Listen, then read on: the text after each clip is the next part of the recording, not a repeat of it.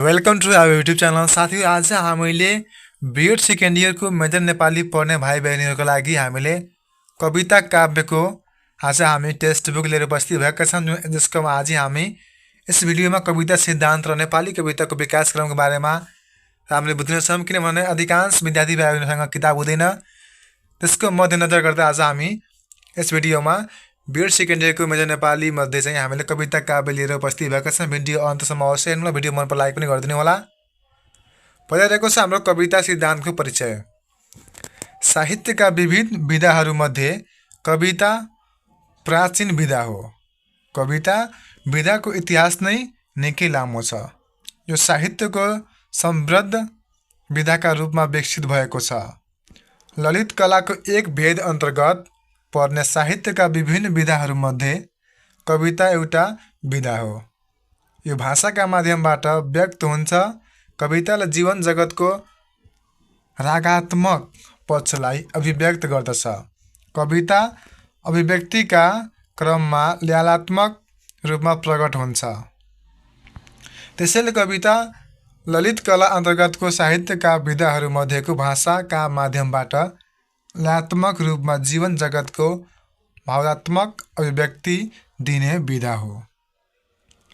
आज हामीले यस भिडियोमा के त युनिट 1बाट सुरु गरेका छौँ।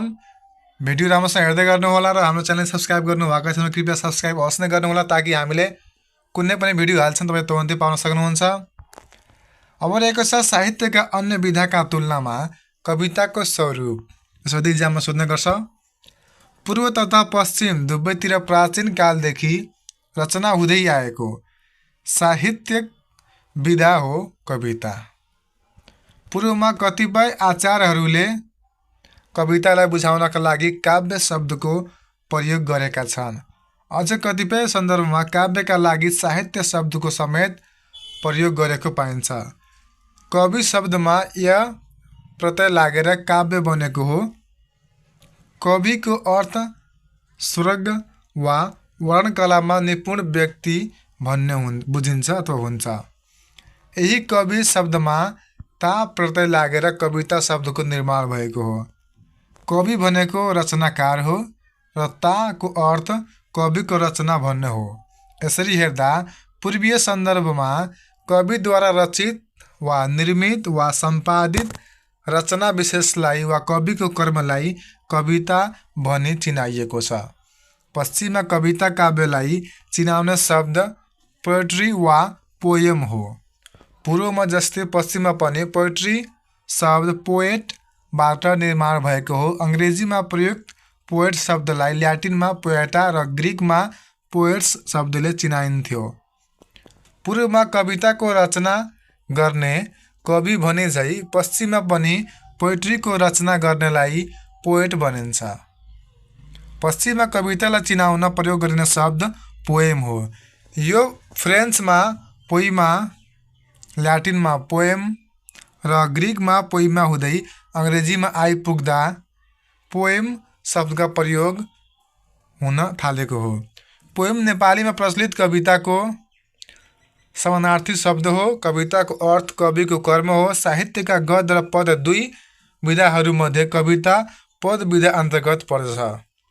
कविताको आयाम र संरचनाका आधारमा यसका विभिन्न उपविधाहरू पनि हुन्छन्।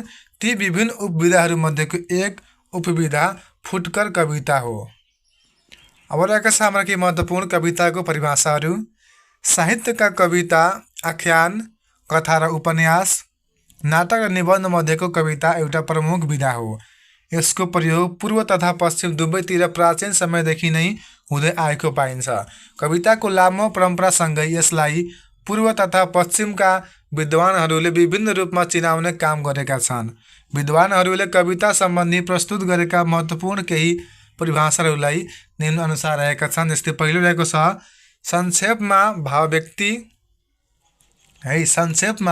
भाव अभिव्यक्ति गरिने अलङ्कार र गुणले युक्त एवं दोषमुक्त पदावली नै काव्य हो। कसको भनाइ छ भन्दाखेरि अग्नि पुराणको। त्यसै गरी शब्द र अर्थको सद्भाव नै काव्य हो। भावमा अभीष्ट अर्थले युक्त पदावली नै के त काव्य हो। दण्डीको भनाइ छ भने दोष रहित गुणले युक्त प्राय जसो अलङ्कार युक्त शब्द र अर्थको संयोजन नै काव्य हो। मम्मटले भनेका छन् भने रचनात्मक वाक्य नै काव्य हो। विश्वनाथको भनाइ छ रमणीय अर्थ प्रस्तुत गर्ने शब्द संयोजन नै काव्य हो। जगन्नाथ कविता भाषाका माध्यमबाट अभिव्यक्त हुने अनुकरणात्मक कला हो। अरिस्टोटलले भनेका छन् भने कविता तीव्रतम अनुभूतिको अजरस प्रभाव हो जुन शान्त समयमा स्मृतिका माध्यमबाट भावनाको स्वरूपमा प्रकट हुन्छ। विलियम वर्ड्सवर्थ कविता सरल रागात्मक र प्रत्यक्षमूलक हुनुपर्छ। मिल्टनले भनेका छन् भने कविता मूल रूपमा जीवनको आलोचना हो। मैथ्यू आर्नोल्ड कविता बुद्धिको सहायता लिएर कल्पनाको प्रयोग गरी कलात्मक भाषामा अभिव्यक्त गरिने सत्य र प्रसन्नताको सम्मिश्रण भएको रचना हो। डाक्टर जोन्सले भनेका छन् भने कल्पना र संवेगद्वारा गरिएको जीवनको व्याख्या नै कविता हो।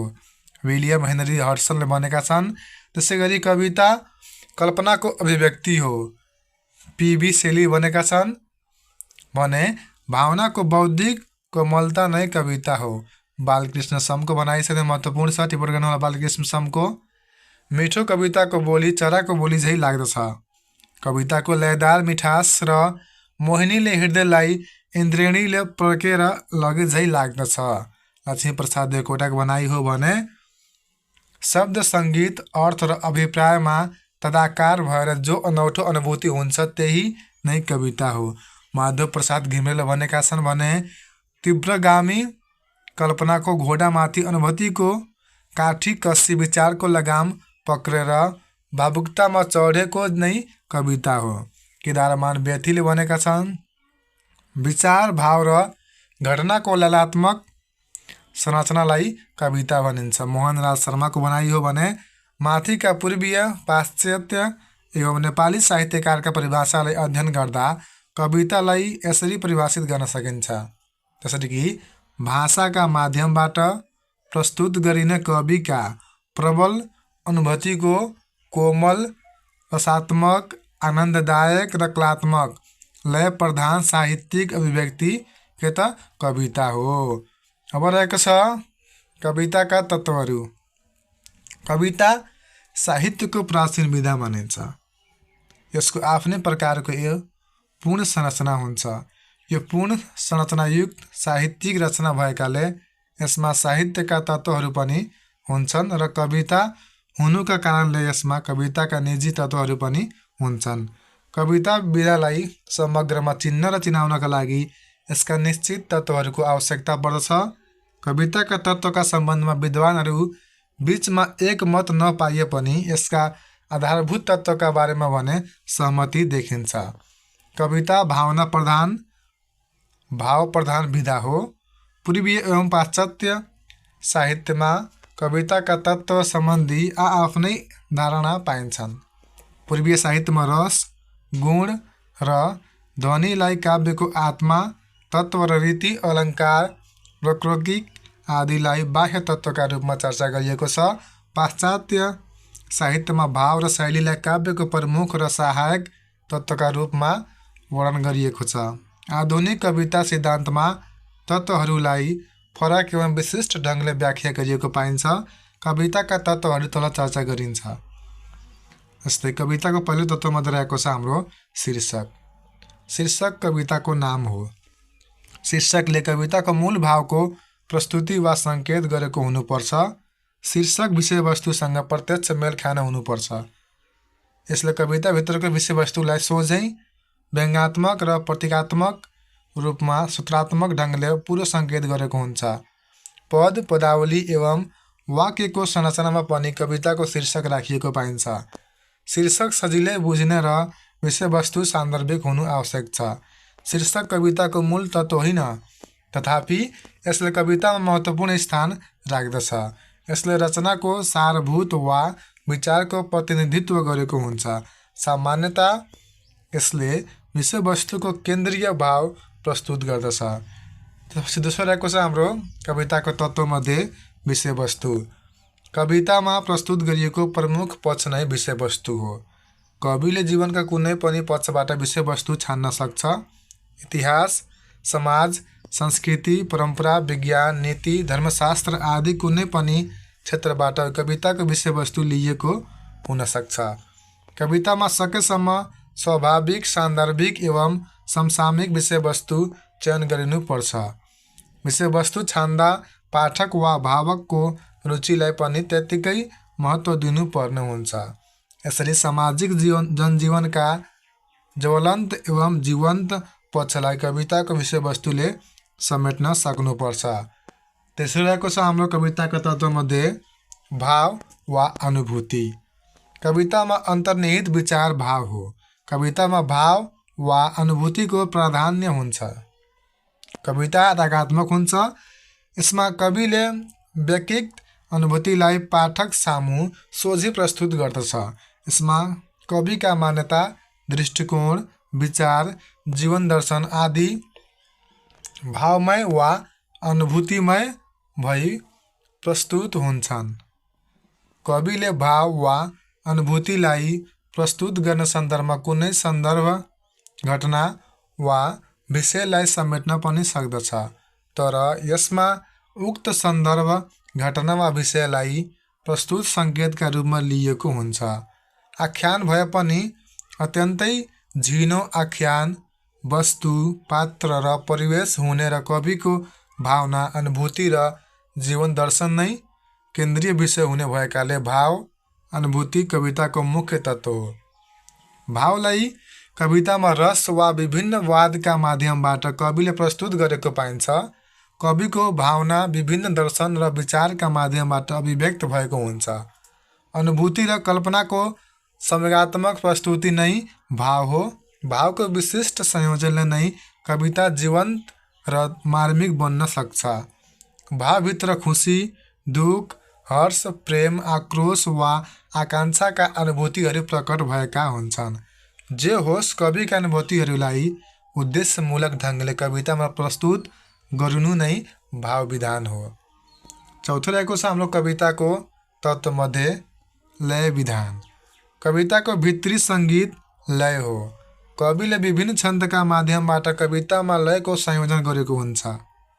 वास्तवमा आरोह र अवरोहको साङ्गीतिक ध्वनि नै लय हो। कवितामा शास्त्रीय लोक एवं गद्य लयको प्रयोग गरिएको पाइन्छ। शास्त्रीय लोक लयलाई वद्य लय भनिन्छ भने गद्य लयलाई मुक्त लय भनिन्छ। मुक्त लय वा गद्य लयमा पनि एक किसिमको आन्तरिक साङ्गीतिक संयोजन पाउन सकिन्छ। लय कवितालाई गाउने ढङ्ग वा ढाँचा भएकाले यसको विशिष्ट प्रयोगले कविता साङ्गीतिक बन्दछ। कविता पद विधा हो। गीति गुण वा ज्ञानात्मकताका विशेषताहरू रहने हुनाले कवितामा लयात्मकता पाइन्छ। कविता पङ्क्तिबाट थालिएर श्लोक श्लोक हुँदै अगाडि बढ्दछ। यसरी पङ्क्ति वा श्लोकमा रोकिएर अगाडि बढ्ने क्रममा नै कवितामा लयको सिर्जना हुन्छ। यसै हुनाले कवितालाई लयात्मकतायुक्त विधा मानिएको हो। कवितामा पाइने लय मुक्त वा बद्ध जुनसुकै हुन सक्छ।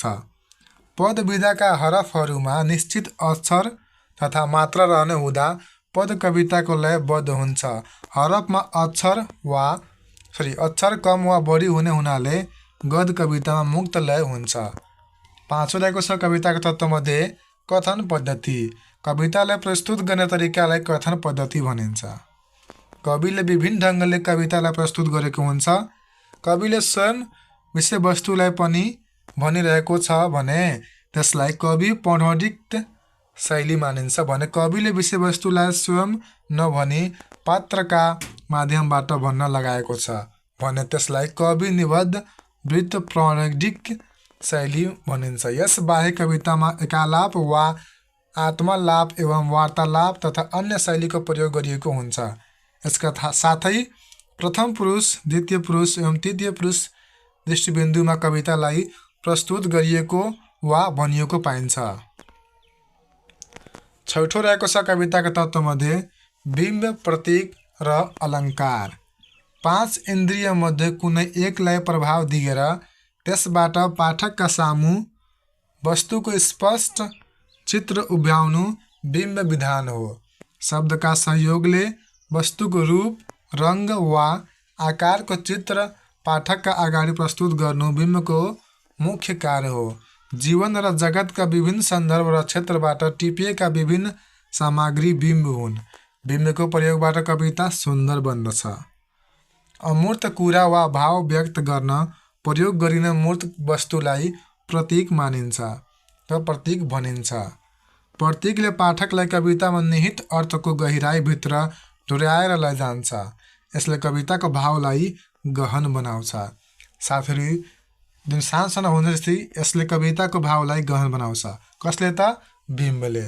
यस्तै सानसानो तपाईँ वाक्य राम्रोसँग याद गर्नुहुन्छ, तपाईँ राम्रोसँग मिलाएर लेख्न सक्नुहुन्छ इक्जाममा, तपाईँ बिएड सेकेन्ड इयरको इक्जाम सजिलै पास गर्न सक्नुहुन्छ। अलङ्कारको अर्थ गहना हो। भावलाई गहन र प्रभावपूर्ण बनाउन कवितामा अलङ्कारको प्रयोग गरिन्छ। शब्द अलङ्कार र अर्थ अलङ्कार गरी अलङ्कार दुई प्रकारका हुन्छन्। यिनै अलङ्कारको उचित प्रयोगले कविता उत्कृष्ट बन्न हुँदा कवितामा अलङ्कारको महत्त्वपूर्ण भूमिका रहेको हुन्छ। यसरी कवितामा व्यक्त गरिएको भाव वा विचारलाई प्रभावकारी ढङ्गले प्रस्तुत गर्न बिम्ब, प्रतीक र अलङ्कारको प्रयोग गरिएको हुन्छ। सातौँ रहेको छ कविताका तत्त्वमध्ये भाषा शैली। कविले आफ्ना रचनालाई सुन्दर बनाउन प्रयोग गर्ने युक्तिलाई भाषा शैली भनिन्छ। कवितालाई प्रकट गर्ने माध्यम नै भाषा हो। कविताभित्र वर्णदेखि अनुच्छेदसम्मको विशिष्ट भाषिक संयोजन पाइन्छ। वर्ण, शब्द, पदावली, वाक्य र अनुच्छेदको चयन कौशलता कविताको भाषा शैली हो। भावलाई गतिशीलता प्रदान गर्ने माध्यम नै भाषा भएकाले भाषा शैली कविताको अनिवार्य तत्त्व मानिन्छ। कविले कविताको विषयलाई विभिन्न वर्णनात्मक शैली, शिल्प र संरचनामा प्रस्तुत गरेको हुन्छ। यस अन्तर्गत कवितामा प्रकट गरिएको पद वा शब्दको तात्पर्य र त्यसको अर्थगत क्षमता समेत पर्दछ। त्यसैगरी कविताको स्वरूप, संरचना र संयोजन पनि भाषा शैली अन्तर्गत नै पर्दछ। कवितामा विशिष्ट भाषाको प्रयोग गरिन्छ। भाषा शैलीको उचित प्रयोगले कविता उत्कृष्ट बन्दछ। अब रहेको छ कविताका विभिन्न उपविधाको तुलनात्मक वर्गीकरण। कविता विभिन्न संरचनामा लेखिएको पाइन्छ। अत्यन्तै सानो दुई पंक्तिको संरचनादेखि हजारौँ श्लोकका कविताहरू लेखिएका छन्। फुटकर कविता, खण्डकाव्य र महाकाव्य सबै कविताका विभिन्न रूपहरू हुन्। कविताका मुख्य चार रूपहरू पाइन्छ। पहिलो रहेको छ फुटकर कविता। खण्डकाव्यभन्दा साना कविताका रूपलाई फुटकर कविता भनिन्छ। अर्थात् यस्तो बुझ्नु जुन एकदम सानो कविता हुन्छ त्यसलाई फुटकर भनिन्छ। फुटकर भनेकै त्यही के हो त? रिटेल। यस्ता कवितालाई लघुत्तम र लघु कविताका रूपमा भनी विभाजन गरिएको पाइन्छ। भनेपछि फुटकर भनेकै त्यही के हो त? लघु, सानो। लघुत्तम रूप कविताको सबैभन्दा सानो रूप हो। अनुभवलाई कलात्मक ढङ्गले प्रस्तुत गरिएको आफैमा पूर्ण कविताको सबैभन्दा सानो रूप नै लघुत्तम रूप हो। यसमा अनुभूतिको सूक्ष्म एवं तीव्र प्रस्तुति पाइन्छ। यसमा बढीमा 5 पंक्ति अथवा 7 पाउको संरचना पाइन्छ। संस्कृतमा प्रचलित द्विपदी, त्रिपदी एवं चतुर्पदी रचनाहरू यसका उदाहरण हुन्। संस्कृतमा स्फुट पदका रूपमा यो रूप प्रचलित छ। जापानी हाइकु एवं मुक्तकका रूपहरू यसका उदाहरण हुन्। शायरी, छोटा गजलहरू एवं लोकगीतका टुक्काहरू पनि लघुत्तम रूप अन्तर्गत पर्दछन्। एकै ध्यान मुद्रामा भाव ग्रहण गर्न सकिने विशिष्ट एवं कलात्मक काव्य रचना लघु रूप हो। फुटकर कविताहरू लघु रूपका उदाहरणहरू हुन्। कम्तीमा 2 श्लोकदेखि 79 श्लोकसम्मका रचनाहरू लघु रूप अन्तर्गत राखिएको पाइन्छ। यसको भाव ग्रहण गर्न कम्तीमा 1-2 मिनटदेखि बढीमा 10-15 मिनट लाग्ने गर्छ। यसका लघु रूपका रचनामा कतै सूक्ष्म आख्यान घटनाको वर्णन गरिएको पाइन्छ भने प्राय आख्यानहीन रचनाहरू नै भेटिन्छन्। दोस्रो रहेको छ खण्डकाव्य। पहिलो थियो हाम्रो फुटकर, दोस्रो रहेको छ खण्डकाव्य। कविताको लघु रूप मानिने फुटकर कविता र बृहत रूप मानिने महाकाव्यको दोसान्धमा रहने कवितात्मक विधा महाकाण्ड हो अथवा खण्डकाव्य हो। खण्डकाव्य भनेको बुझ्नुहोस् ठुलो रूप, फुटकर भनेको सानो रूप। काव्यात्मक विधाको मध्यवर्ती रूप भएकैले यसलाई कविताको मझौला वा मध्यम एकाइ वा श्रेणी भन्ने गरिन्छ। खण्डकाव्य पश्चिमी नभई पूर्वीय साहित्यको देन हो। जुन बखत कविताको बृहत रूपलाई काव्य मात्र भन्ने गरिन्थ्यो त्यस बखत वा त्यस पूर्व पनि महाकाव्यभन्दा अपेक्षाकृत सानो हुने हुँदा कविताको मझौला आयामलाई त्यस बृहत काव्यको खण्ड वा अंश ठानी खण्डकाव्य भनिएको हुनुपर्छ। प्राय एकै छन्द, एकै लय, एकै रस एवं जीवनको एउटै पक्षको वर्णन गरिएको रचना कविताको मझौला वा मध्यम रूप हो। खण्डकाव्य मझौला रूपका उदाहरण हुन्। यस्ता रचनामा प्राय आख्यानको प्रयोग गरिएको हुन्छ भने केही आख्यानहीन रचनाहरू पनि पाइन्छन्। यस्ता रचनामा छोटो कथा, थोरै पात्र, सानो तर जीवन्त परिवेश पाइन्छ। यस्ता रूपहरूमा 100 श्लोकदेखि 979 श्लोकसम्मको संरचना पाइन्छ। पहिलोमा के हुन्छ? छोटो कविता अथवा फुटकर कवितामा 1 देखि 79 हुन्छ भने यसमा 100 देखि 979 भनेपछि 1 कम 1000 यसरी तपाईँ बुझ्न सक्नुहुन्छ है सम्म श्लोकसम्मको संरचना पाइन्छ। तर कतै कतै 100 श्लोकदेखि साना मझौला रूप वा खण्डकाव्य पनि लेखिएका छन्। अब रहेको छ महाकाव्य। विशाल भावराशि, व्यापक विषयवस्तु, पात्र, परिवेश एवं शैलीको प्रयोग गरिएको रचनाहरू कविताका बृहत रूपहरू हुन्। महाकाव्यात्मक संरचनाका रचनाहरू बृहत रूप अन्तर्गत पर्दछन्। पञ्चसन्धि, चतुर्वर्गफल प्राप्ति जस्ता कुरालाई यसमा विशेष महत्त्व दिएको हुन्छ। यी रूपमा मौलिक एवं गहन कवित्व प्रभाव पाइन्छ। यसलाई विभिन्न सर्गमा विभाजन गरिएको हुन्छ। यी रूपहरूमा 1000 श्लोकदेखि 1,00,000 श्लोकसम्मको संरचना पाइन्छ। ग्रिसेली साहित्यका आदि कवि होमरका इलियड र ओडेसी, दाँतेको डिभाइन कमेडी, जोन मिल्टनको चाहिँ प्याराडाइज लस्ट यसका उदाहरण हुन्। त्यसै गरी भानुभक्तको रामायण 1300 श्लोक, लक्ष्मीप्रसाद देवकोटाको शाकुन्तला 2321 श्लोक, सोमनाथ सिगदालको चाहिँ आदर्श राघव 1062 श्लोक, बालकृष्ण समको चिसो चुलो 2447 श्लोकको छ भने पनि यस अन्तर्गत पर्छन्। संस्कृत साहित्यमा वाल्मीकिको रामायण 24,000 श्लोक, कालिदासको रघुवंश 1095 श्लोक, भारवीको किरात अर्जुनीय 1040 श्लोक, श्रीहर्षको नैषध 2811 श्लोक, व्यासको महाभारत 1,00,000 श्लोकभन्दा बढी पनि बृहत रूपकै उदाहरणहरू मानिन्छ महाकाव्यका। अब रहेको छ गीत गजल। गीत र गजल फुटकर कविताका समकक्षी रचना हुन्। आयामका दृष्टिले यिनीहरूका बीच समानता रहे पनि यिनका आन्तरिक तत्त्वका दृष्टिले यिनीहरू बीचमा भिन्नता पाइन्छ। त्यसैले गीत र गजललाई संक्षिप्तमा निम्न अनुसार वर्गीकरण अथवा चिनाउन सकिन्छ। जस्तै गीतलाई पहिला बुझौँ। गीत फुटकर कविताको समकक्षी रचना हो। गीत ज्ञात्मक रचना हो। त गाएर गाउने गीत हो होइन। गीत भनेको के हो त? गाउने। त्यसैले के त हुन्छ यसको ज्ञात्मक रचना हो। कविताको आस्वादन पढेर र सुनेर गरिन्छ भने गीतको वास्तविक आस्वादन सुनेर मात्र गर्न सकिन्छ। गीत भाव प्रधान रचना हो। यसमा रचनाकार वा गायकका व्यक्तिक भावना, सुख दुःख र जीवनका उहापुहाहरू व्यक्त भएका हुन्छन्। कवितामा जस्तै यसमा त्यात्मकता र त हुन्छ नै, त्यसका अतिरिक्त गीतमा सङ्गीत तत्त्व रहेको हुन्छ। गीतमा पाइने सङ्गीत तत्त्वले गीतलाई कविताभन्दा अलग बनाउँछ।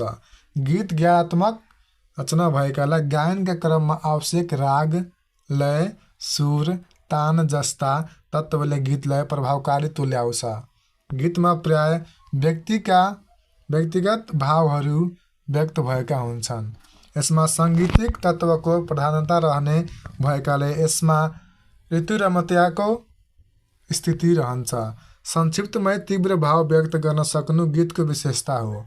गीतको कुनै एउटा केन्द्रीय भाव हुन्छ र त्यही भावको सेरोफेरोमा सिङ्गो गीत अगाडि बढेको हुन्छ।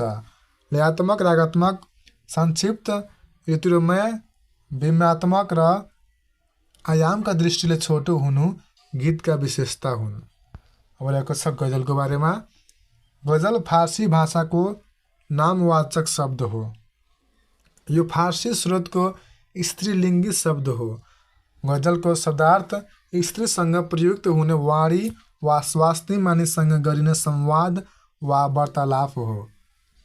गजल अन्तर मनका दुख, पीडा, विह्वल, परिताप, छटपटी व्यक्त गर्न रचना हो। गजलको शाब्दिक अर्थ प्रेमिका वा स्त्रीसँग कुराकानी, स्त्रीको वाणी, प्रेमिकाका विषयमा कुराकानी, प्रेम वार्ता भनेपछि प्रेमको जुन वार्ता गर्ने त्यसलाई के भनिन्छ? प्रेम वार्ता, यौना नारीको वर्णन गर्नु, प्रेमको भाव व्यक्त गर्नु आदि हुन्छ।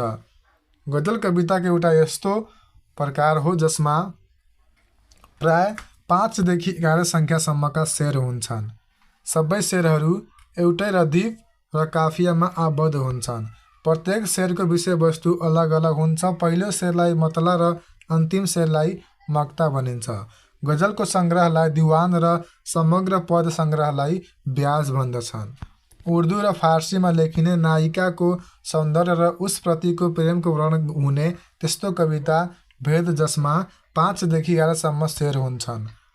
भावको तीव्र विन्यास वा विषयको केन्द्रितता भएको सरल, सुकोमल, संक्षिप्त र प्रभावकारी पंक्ति पुञ्जद्वारा निर्मित एक प्रकारको ज्ञानात्मक र लयात्मक पद संरचना नै गजल हो। त्यस्तै प्रेम सम्बन्धी रत्यात्मक पुरानो लयात्मक कविताको एक प्रकार साथै सीमित श्लोक तथा उही अनुप्रासको आवृत्तिले पश्चिमी भन्दा पृथक रचना हो गजल। नारीहरूका प्रेमका कुरा नै गजल हो। गजल भनेको कविताको सानो वा लघु रूप हो भनेर गजललाई चिनाउने प्रयास गरेका छन्। साथीभाइ बहिनीहरू, भिडियो अन्तसम्म हेरेर साथ दिनुभएकोमा तपाईँ सम्पूर्णलाई हार्दिक धन्यवाद। आज हामीले नेपालीको चाहिँ हामी कविता सब्जेक्टमध्ये पार्ट 1 हामी युनिट 1 को चाहिँ पार्ट 1 आज यस भिडियोमा लिएर उपस्थित भएका थियौँ। पार्ट 2 हेर्नलाई कृपया हाम्रो च्यानल सब्सक्राइब गरेर बेल आइकन अवश्य थिच्नुहोला ताकि हामीले कुनै पनि भिडियो हाल्दाखेरि तपाईँ तुरन्त हेर्न सक्नुहुनेछ। अबदेखि साथी हामी भाइ यस च्यानलमा तपाईँहरू के पाउनुहुन्छ भन्दाखेरि मोहन एजुकेसन हब र मोहन एजुकेसन फाउन्डेसन एउटै दुवै च्यानलमा के त आजदेखि तपाईँहरू बिएड सेकेन्ड इयरको सम्पूर्ण सब्जेक्टको हामीले ट्युब सल्युसन, त्यसपछि टिप्पणी सबै, त्यसको टेक्स्ट बुक र क्वेसन एन्सर सम्बन्धी सबै सम्पूर्ण ज्ञानहरू हामीले बिस्तारै लिएर आउनेछौँ। सबै भिडियो हेर्नको लागि के त तपाईँ हाम्रो च्यानललाई दुईवटै च्यानललाई के त मोहन एजुकेसन हब र मोहन फाउन्डेसन एजुकेसन च्यानललाई सब्सक्राइब गरेर बेल आइकन अवश्य थिच्नुहोला।